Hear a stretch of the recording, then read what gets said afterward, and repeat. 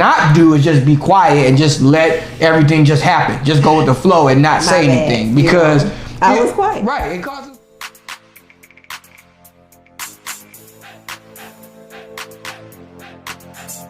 Happy Friday! What's going on, y'all? It's Nick here with F.O.F, Financial Coaching LLC, and I'm here today to talk about what else?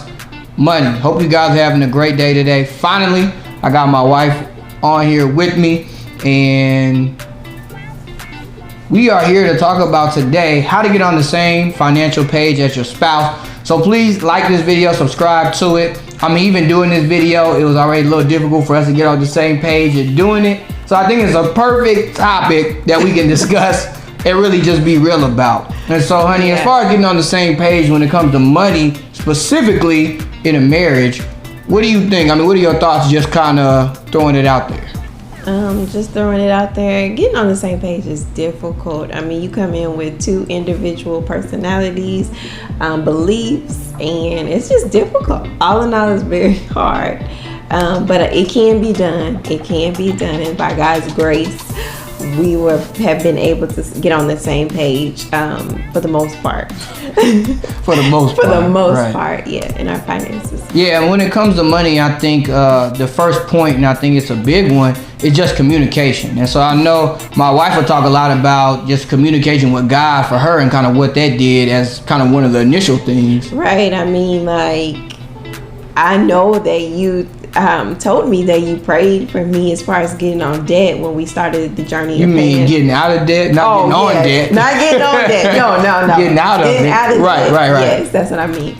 I know you prayed a lot for me with getting on board with that. And so I really think prayer in the very beginning, prayer for your spouse to get on board is really important. And it can change the world. It can make a world of a difference, because I got on board. Jesus definitely touched my heart and allowed me to just realize that you were not my enemy, and that you were not trying to tell me anything that was wrong or going to hurt our family. Right. And I think praying for yourself too, because I had to come to the realization, like, anything I tried wasn't working at the time as far as trying to get you on board. I can't literally make you do it. It's something that we have to really come together on. And so, go ahead. And I think it's important to realize, like, why I wasn't on board is because I thought we were good. You know, everybody has a mortgage, everybody has car payments. I mean, nothing outlandish. Like, our debt wasn't like crazy amount of credit cards and different loans and different things like that. So I thought we were good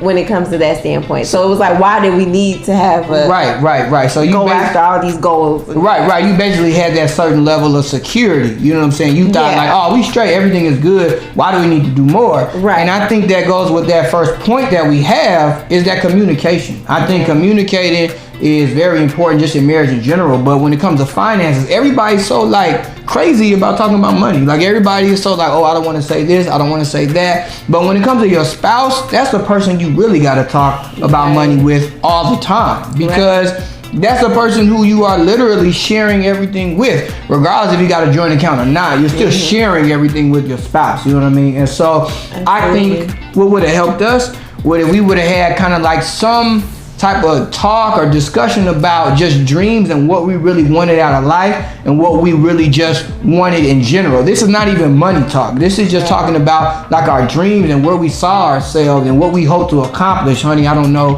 what you think from that standpoint, but we definitely didn't do that in that order like that. Yeah, we didn't. I think because you are more boisterous and more direct in communication, and me, I'm kind of like, let me ease you into it. I really don't want to offend you type of person. Right. It made our communication really difficult, and it also, I guess, didn't allow me to open up. I feel like, looking back, hindsight is 2020, but looking back, I should have been more boisterous and opened up a lot more about some of the things that I wanted and financial dreams and just anything. Just be more open to, talk to you about it. I think so. And I think I'm not going to say I didn't listen at all, but every time you said yes, I thought that meant, oh, okay, you're cool with what I'm saying. And really, I should have asked more questions and tried to like see, like, are you really cool with what I'm saying, or are you just saying yes and get me out your face right now? Which, and it was a lot of that. Right. Just get you out my face. Right.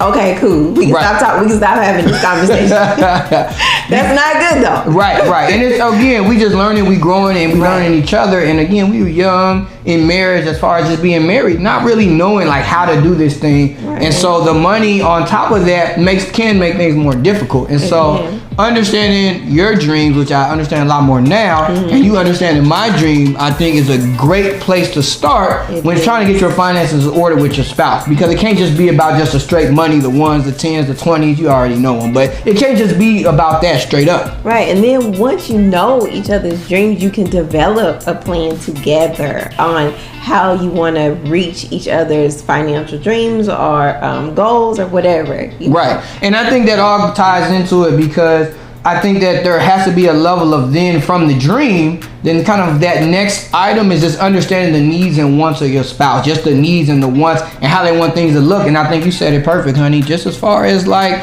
really looking like, okay, how can we develop something so that we can both kind of get what we're looking to get out of this situation for our family? Because again, it's a team, it's our family. You know what I mean? Absolutely. I mean, just once again, being boisterous. If you're not the more so straight on direct communicator, then just be willing to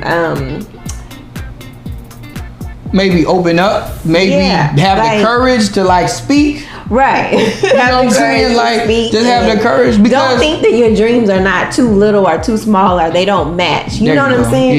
Yeah. I think that's important. I think that's important too, because I mean, it definitely gets on my nerves a lot. It's like after the fact, it's like, well, you did this and did that, but like I thought we agreed to it. Yeah, like I'm like I thought we agreed to it. I thought we was cool, but you was really like, no, like I wasn't really trying to do that. I don't understand this, and so it didn't make sense. And so then your your tenacity or your propensity to want to complete something is far less, because you just like, man, I don't really care what this is all about. That's what I felt like was happening at the time. So the second point, and that's really coming into agreement with the financial goals. I think when you can come into agreement on what those goals are and what it is that you all want them to be, then I think that makes things that much better. Because again, just trying to do it by yourself, like I felt like at times I'm just got to do this by myself. Like she doesn't see what I'm seeing and the importance of this. At the time, it was just paying off our house, but obviously we have some new goals that we've set, and I think we're on the same page about, regardless if it goes fast or slow. But I know I'm like, let's get this done. Like, let's keep on pushing.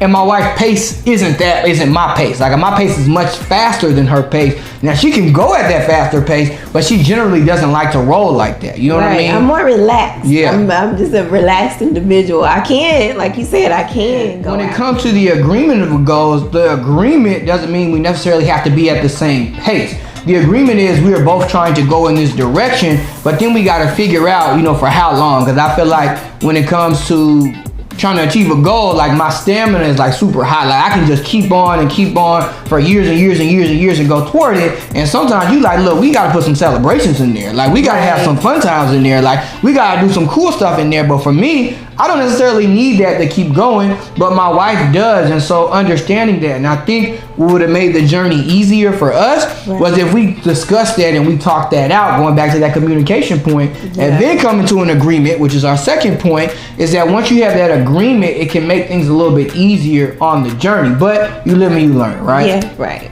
The last point that we have for you all, and I think this really comes down to when you get into the nitty gritty, when you're looking at your budget and when you're putting that together with your spouse, and we'll probably do one on just having a budget meeting with your spouse, which my wife probably hates a lot, but we can throw that in there. But really is having some level of freedom when it comes to the money that you all are being a steward over or managing, right? I think a lot of times nobody wants to feel like their spouse is on their neck when it comes to money. Like you can't spend this, you can't do that. And so to alleviate that whole thing, what we do is we allow each other to have a certain amount of money each month so that we can spend it on really whatever it is that we want, right? Right. I think that's really important. I know it may sound a little different, like, because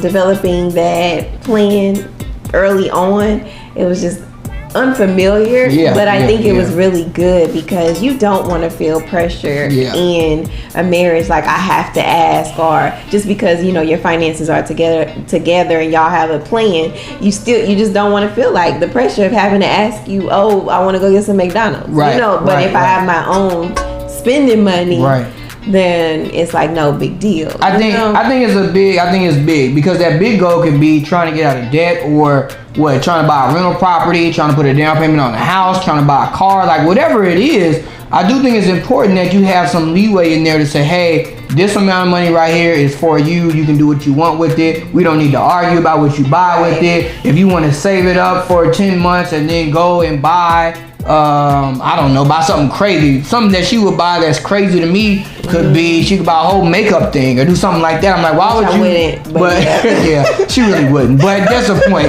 If she could just buy something crazy, I'm like, why would you even spend money on that? But I don't need to really press her on that because that was the money already allocated to her. Just like with me, if I buy a TV or whatever it is I want to buy, like that's really, if I want to buy workout equipment, whatever it is, that's really up for me to buy. You know what I'm saying? It really saves. I think I'm sorry to cut you off. Go ahead. You did cut me off. My bad. Go ahead. It saves the arguments. It just, in my mind, it just saves all of that unnecessary, conflict. Right. I guess. Right. And so I think right there is really how you get on that same financial page with your spouse. I think overall communication is key. Number one for us was with God, and then the second one was with each other. You know what I'm saying? The next point is having that agreement on those financial goals. Whatever those financial goals that you all have an agreement that you saying this is what we are going to do, and then come up with a plan. I'm more of the planner and she's not. So once we have the agreement, I come up with the plan, we can tweak it, we can do things, she can have input. But overall, to make that plan, you got to have an agreement on what you want to do first, right?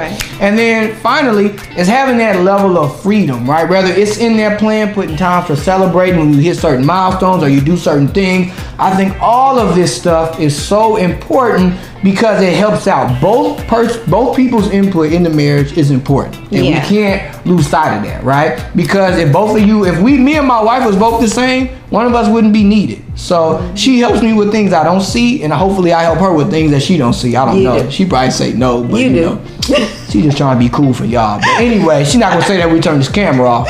But anyway, for the most part, have that level of freedom, and I hope that you guys can take something away with this, that even though you're, doing well and you're trying to hit your goals, it's still difficult, and there are times where it's gonna get tough, but just stick with it. And you can do it. Going through this, one thing that my wife talked about, especially getting on the same page of your spouse, from our mistakes, just flat out some things of what not to do. So honey, what do you think of some things what not to do? I think do not nag. I'm not saying you were a nag, but what I am saying, I did know like your dreams. I think it's okay to be persistent, but just don't shove it down the person's throat. I don't think you did, but it was borderline. I mean, I don't feel like I was nagging. It was just kind of like, well, why you not on board? I can't understand. You didn't even give me a reason. You know what I mean? Yeah. I think the reason though, the reason really is because I thought it was good. Yeah. Like, I know now. You going above and beyond. I didn't. We way we was doing enough, right? You felt like we was doing enough, and I felt like we wasn't doing much at all. You know what I'm saying? So that was a different mindsets. But we couldn't communicate that at the time. Like, it wasn't easy to go to the core issue. Yeah. And again, that had nothing to do with money. It had something to do with our communication. Yeah. I think one thing is, making sure you're saying what it is that you want. You know what I'm saying? A lot of times people think that when you talk about what you want, you gotta do it in a mean way or whatever. If you're like a mean person and that's just who you are, then it's probably easy for you to do that. So you might need to tone it down. But for my wife, like, she's definitely on the kinder and the nicer type. So for the most part, it's like her just speaking up and having that courage to say what it is that she wanted, I think is important. Mm-hmm. I think that's something that you should not do, is just be quiet and just let everything just happen. Just go with the flow and not say anything, because I was quiet. Right, it causes problems because it's like I didn't even know that that's what you wanted or you didn't want. And I think that's something that we can't do. I think it's something important to speak up about it, but it's a certain way we should talk to each other when we speak up about it. You know what I'm saying? In love. Always speak in love. Right.